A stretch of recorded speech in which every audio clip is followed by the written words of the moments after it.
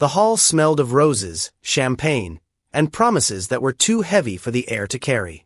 Lavara's most powerful men and women filled the ballroom, dressed in fabrics that glittered like the stars. But it wasn't the chandeliers, nor the diamond necklaces, nor even the flowing wines that drew all eyes that night. It was Kenny. She stood at the far end of the room in a flowing red dress that clung to her curves like a secret she was too shy to tell. Her heart thudded in her chest, not because of the music, not because of the stairs, but because of the man whose eyes had found hers from across the hall. Chukwu, the billionaire of Lavara. The man whose name opened doors and closed mouths. He wasn't just rich, he was untouchable. Some whispered that he was cruel, others swore he was kind. But everyone agreed on one thing: Chukwu got whatever, and whoever he wanted. And tonight, his gaze refused to leave Kenny. Her hands trembled as she held her glass of champagne. She had dreamed of this moment since the first time she saw him on the cover of Lavara Times. But dreams had a way of looking prettier than reality. She kept asking herself, what does he see in me? Why me, among all these queens in gold and diamonds? The crowd parted when he began to walk toward her. His suit was black, sharp, and expensive enough to feed villages. Yet it wasn't his suit that made her shiver, it was his presence. The kind of presence that made you forget how to breathe. Kenny, his voice was low, deliberate, almost like a prayer. You wear red as if it was made only for you. Her lips parted but words refused to come. She swallowed hard, gripping her glass. Thank you, Mr. Chukwu. Mr. Chukwu? His lips curved into something between a smirk and a smile. Say it again, but softer this time. She laughed nervously. Chukwu. That's better, he said, leaning closer. Tonight, I don't want you to be anyone else. Just you. Only you. Her heart hammered harder. The whispers around them grew. Women in diamonds exchanged glances, some with envy, others with disbelief. Kenny knew what they were thinking. What does he see in her? But in that moment, with his hand brushing hers as he took her glass away, she believed she was the chosen one. He led her to the center of the hall, under the chandeliers. The band slowed. The violins sighed. And Chukwu, the untouchable billionaire, held Kenny's hand and asked the unthinkable. Dance with me. Her breath caught. The world melted. She nodded. And as they swayed to the music, he whispered into her ear, You belong here, Kenny. Don't ever doubt it. The words sank into her heart like honey, but something in his eyes didn't match. His smile was wide, but his gaze carried a storm. She saw it, just for a second, and then it was gone. Still, she leaned in closer, whispering back, If I'm dreaming, don't wake me. He chuckled softly, but there was no joy in the sound. His hand pressed firmly on her waist, almost possessive. Dreams are sweet, Kenny. But some nights, dreams turn. Before she could ask what he meant, the music stopped. The applause was thunderous. Chukwu bowed lightly, still holding her hand. Kenny felt like she was floating, as if the world had crowned her queen in front of everyone. But just as quickly, reality pierced her chest like a knife. From the far side of the hall, a woman entered. Tall, regal, her gown dripping with diamonds. Her face, calm yet burning. And the moment Chukwu saw her, his grip on Kenny's hand loosened. Kenny felt the air change. The warmth in his eyes dimmed. His shoulders stiffened. The whispers began again, louder this time. She's here, someone muttered. Does Kenny even know? Another voice trailed off. Kenny's lips trembled as she turned to him. Who is she? But Chukwu's eyes had already drifted away from hers. His silence screamed louder than any answer. And in that instant, the red dress didn't feel like power anymore. It felt like a warning. The hall of Lavara's grand pavilion had never been that quiet. Not when ministers celebrated their victories. Not even when presidents gave their speeches. But now, as the woman in diamonds walked in, the entire ballroom seemed to kneel before her presence. Kenny's heart sank as she watched Chukwu's face tighten. The same man who had just whispered that she belonged suddenly looked as if he had seen a ghost. The woman moved with the calm confidence of someone who had never been told no in her life. Her gown shimmered like water under moonlight, and every step echoed against Kenny's fragile heart. Whispers buzzed around the hall like restless bees. "That's Anita. She's back. After everything?" Kenny's lips trembled as she turned to Chukwu. "Anita? Who is Anita?" Chukwu didn't answer. His jaw clenched, his gaze locked on the woman approaching. Anita finally reached them. Her eyes, sharp like polished glass, swept over Kenny before settling on Chukwu. She tilted her head, a faint smile curving her lips, the kind of smile that carried 1,000 unspoken secrets. "Chukwu," she said softly, though the whole room seemed to hear it. "Anita," he replied, his voice lower than Kenny had ever heard it. Kenny blinked rapidly, her stomach twisting. She hated the way he said her name. Not with the curiosity he had used for Kenny's. Not with the teasing playfulness of moments ago. No, this was different. This was heavy. Familiar. Dangerous. Anita's gaze shifted to Kenny again. And this must be her? Her. Not a name. Not a person. Just her. Kenny's throat went dry. She swallowed hard. "I'm Kenny," she managed to say, forcing her voice to stay steady. Anita's smile widened just slightly. "Ah, Kenny. Pretty name. Pretty girl. But red is a bold choice, don't you think?" The jab landed like a slap. Kenny looked down at her dress, suddenly aware of how it hugged her body, how it burned under the chandeliers. Chukwu's hand twitched at his side, but he didn't defend her. Not a word. Kenny's chest ached. Just minutes ago, she was his queen in the spotlight. Now, she was invisible. She forced herself to ask, though her voice shook. "Chukwu, who is she to you?" The silence that followed was cruel. The room seemed to lean in closer, waiting for his answer. Finally, Chukwu spoke. His words were careful, but his eyes betrayed him. "She's part of my past." "Part of your past?" Anita chuckled, though it carried no humor. She touched his arm lightly, and Kenny noticed he didn't flinch. "Oh, Chukwu.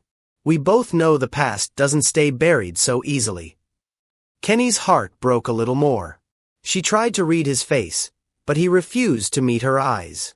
Anita leaned closer, her perfume flooding the air. "Did you tell her? About us?" Kenny's breath caught. "About what?" she demanded, her voice rising.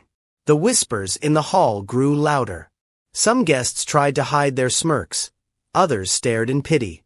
Anita tilted her head at Kenny, her tone soft but cutting. "Sweet girl, you really think tonight is about you?"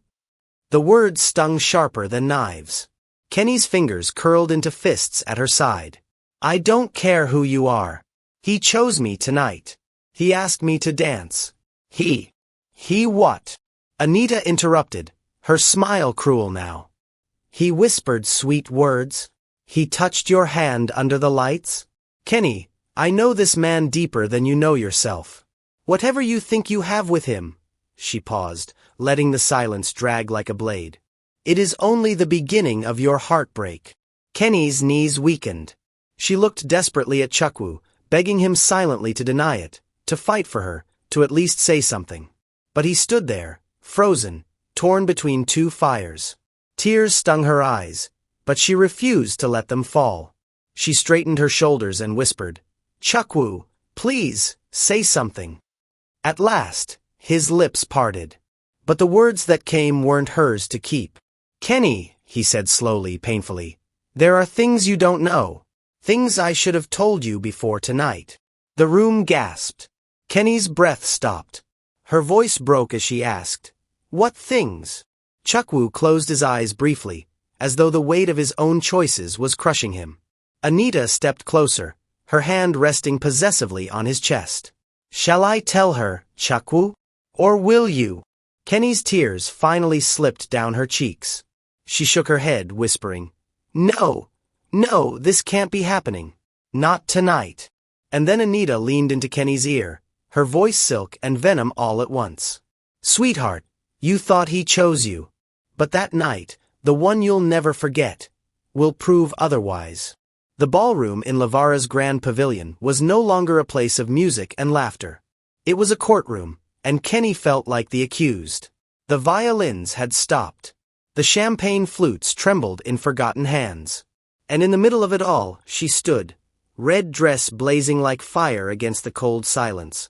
Chukwu finally spoke, his voice low but sharp enough to slice the air. "Kenny, I should have told you everything before tonight." Her heart skipped, then raced. "Told me what?" Her voice cracked, fragile yet demanding. He swallowed, his eyes flickering between her and Anita. "Anita and I. We weren't just acquaintances. We." Anita cut in, her laughter smooth as glass. "We were everything, Kenny. He was mine and I was his. 4 years." The words hit Kenny like stones. She shook her head fiercely, eyes darting to Chukwu. "Tell me she's lying. Please, Chukwu. Tell me she's lying." But his silence screamed louder than truth. Kenny staggered back a step. The floor seemed to shift beneath her heels. "No, no. You told me I belonged here. You said." "I did," Chukwu interrupted, his voice trembling. For the first time, the mighty billionaire looked small, broken. "But life is not as clean as we wish it to be." Anita's eyes glittered with satisfaction. "You see, Kenny, men like Chukwu don't start fresh. They recycle their mistakes. And you, poor girl, are about to drown in one." "Enough, Anita," Chukwu snapped, his voice rising. For a moment, his old fire returned, commanding the room. "You don't speak for me." Anita only smiled, tilting her head like a queen unbothered. Kenny's tears blurred her vision, but she refused to let them silence her. She stepped forward, her voice trembling but strong enough to carry. "Chukwu, do you still love her?" The hall went still again. Every ear leaned closer.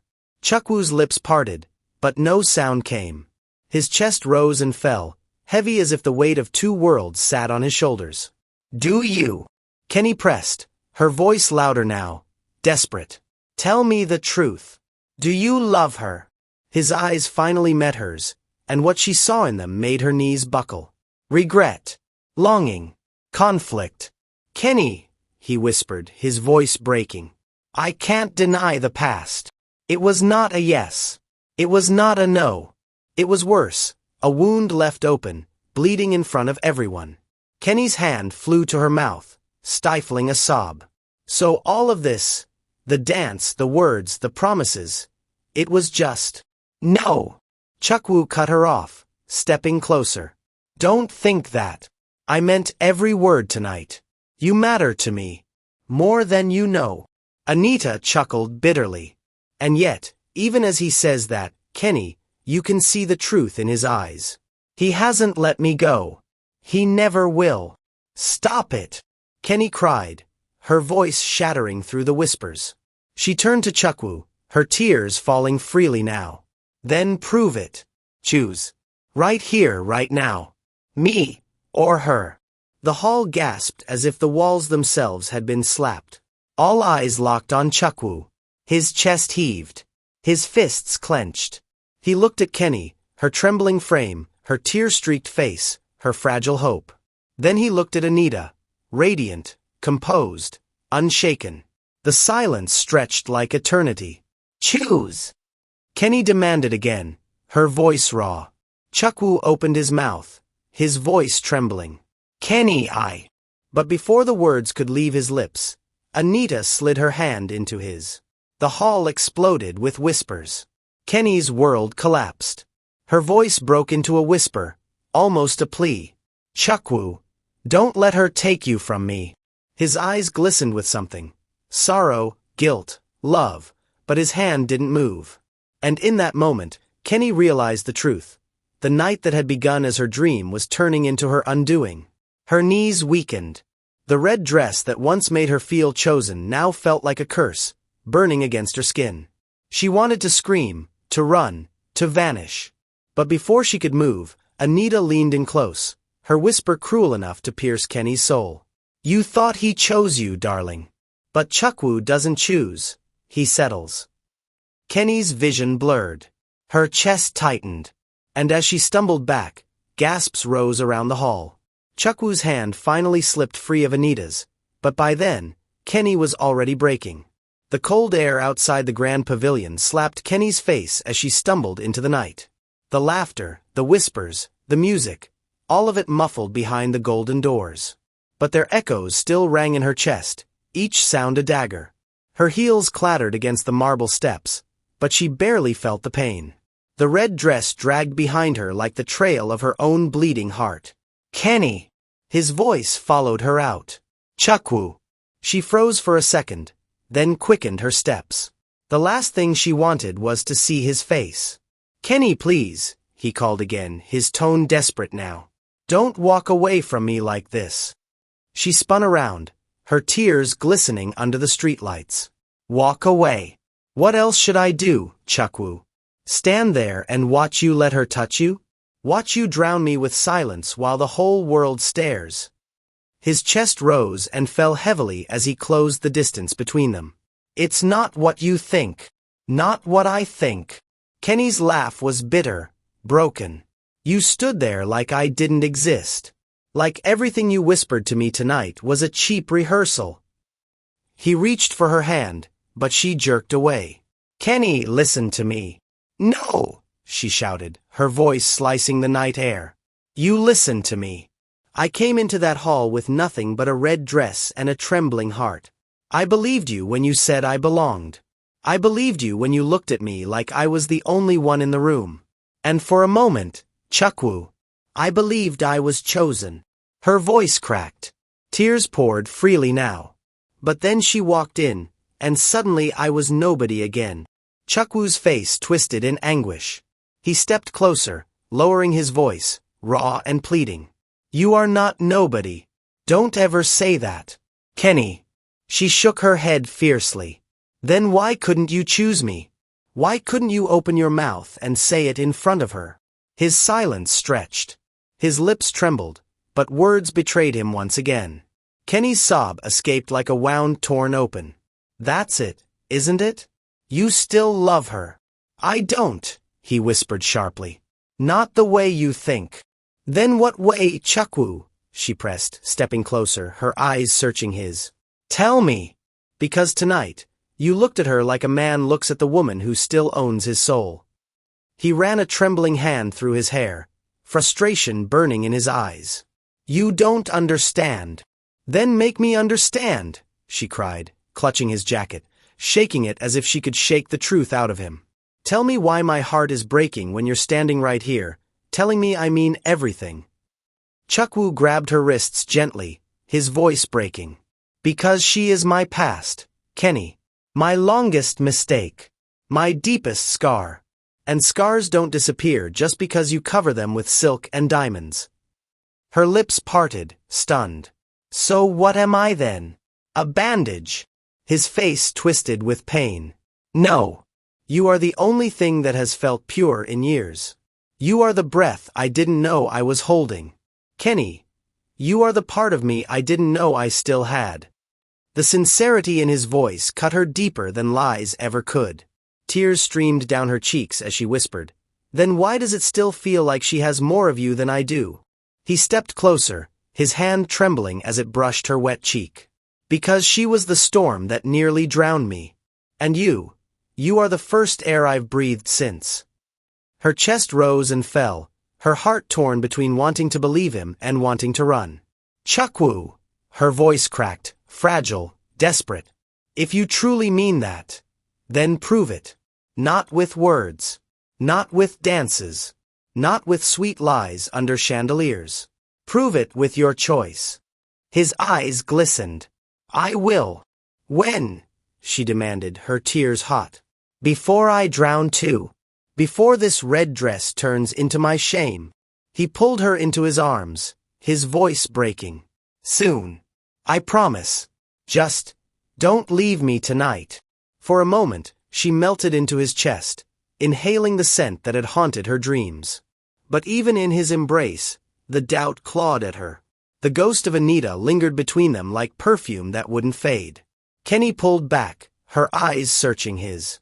"If you break me, Chukwu, There won't be enough of me left to forgive you. And before he could answer, the doors behind them swung open. Anita stepped into the night. Her diamonds caught the moonlight, her smile sharp as ever. Still here, Kenny? I thought you'd have learned by now. Chukwu's arms are warm, but they don't stay around one woman for long. Kenny's breath caught. Chukwu stiffened. And the night shattered once more. The night air thickened, heavy with tension that even the stars above seemed unwilling to shine through. Kenny stood frozen on the marble steps, her tears not yet dry, her heart thudding like war drums. Anita descended gracefully, every click of her heels like a declaration of victory. Her diamonds glistened as if mocking the tears streaming down Kenny's cheeks. "Oh, sweetheart," Anita cooed, her voice drenched in poison and pity. "Still clinging to him? Don't you know Chukwu was never yours to keep?" Kenny's chest tightened, but she forced herself to lift her chin. "I don't need your pity. I don't need your permission to love him either." Anita laughed. Low, cruel, deliberate. "Love. Oh, darling, love is a fairy tale told to women who don't understand power. What you have with him is a passing breeze. What we had was a storm." Her words twisted in Kenny's gut, but she held her ground. "Storms destroy, Anita. Breezes heal." For a flicker of a second, Anita's smile wavered. But then she leaned in closer, whispering near Kenny's ear. "Do you really think a man like Chukwu can be healed by a girl in a red dress? He doesn't need your softness. He needs fire. And fire is what I am." "Enough!" Chukwu's voice thundered, echoing off the pillars of the pavilion. His fists clenched, his chest heaving. "Anita, stop this. You don't get to decide who I love." "Then say it," Anita challenged, turning to him, her eyes glinting with triumph. "Say it clearly here, before her and before me. Say who you love, Chukwu." The air went still. Kenny's heart pounded painfully in her chest. She turned to him, her voice fragile but firm. "Yes, Chukwu. Say it. Don't whisper it in dances. Don't bury it in promises. Say it." His lips trembled. His eyes darted between the two women who stood like fire and water, each pulling at different parts of his soul.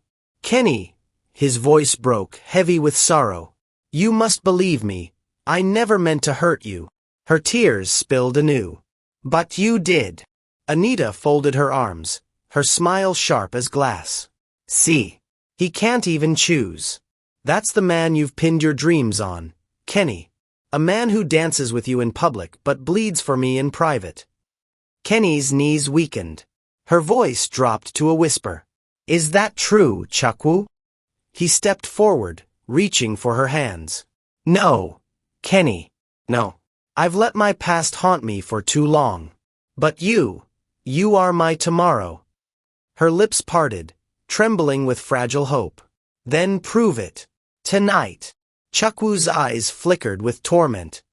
He opened his mouth, but before he could speak, Anita's voice cut in, sharp and merciless. "Prove it. Do you even know what he promised me once, Kenny? Do you know the oaths he swore under the stars of Lavara? He swore eternity with me. He swore kingdoms, empires, children." "Stop!" Chukwu roared, his voice shaking the night. His face twisted with rage and regret. "Don't you dare drag her into our ruins." Kenny's head spun. "Ruins," she echoed, her voice trembling. "What ruins?" Anita's laughter sliced through the night like blades. "Oh, Kenny. Poor Kenny. He hasn't told you, has he? About the engagement that broke this city apart. About the scandal that almost destroyed him. About how I walked away with his heart still in my pocket." Kenny's breath caught. She turned to Chukwu, her voice raw. "Tell me she's lying." His silence stabbed her deeper than any words could. Her voice rose, breaking, desperate. "Tell me she's lying, Chukwu." His lips parted, and finally, the truth slipped out like poison. "She's not lying," he whispered. Kenny's world tilted. The marble steps beneath her blurred. The man who had held her hand under chandeliers, who had whispered that she belonged, had just ripped the ground from beneath her feet. Tears streamed hot down her cheeks as she staggered back, whispering, "Then what was I to you? A distraction. A replacement. A shadow of her you couldn't keep." "Kenny, no," Chukwu pleaded, his voice desperate now. He reached for her again, but she pulled away as though his touch burned. Her sob choked her words. "You promised me I was everything. And now you've made me feel like nothing." The silence that followed was unbearable. Anita's smirk, Chukwu's broken eyes, Kenny's shattered heart. And then, without another word, Kenny turned and ran into the night. "Kenny!" Chukwu's voice chased after her, but she didn't look back. Because promises, once broken, are louder than love. Please make sure you subscribe to my channel for more beautiful story like this one, and don't forget to let me know your thought about Kenny, Chukwu, and Anita that all of us may learn. Till I see you in my next video, bye for now.